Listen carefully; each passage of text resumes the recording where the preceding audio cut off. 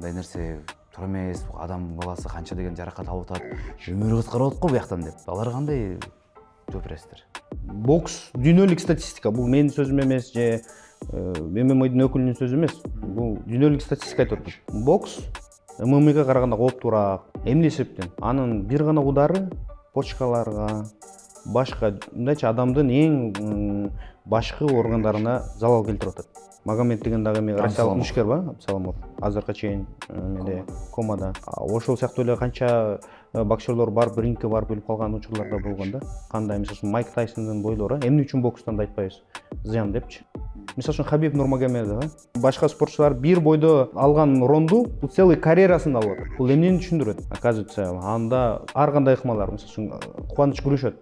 Күрөш ыкмасы, мунт ыкмасы, Варианттар көп э? Варианттар өтө көп. Баарыбыз бир нерсе айтарда анализ кылышыбыз керек. Анан ошо анализге жараша болот.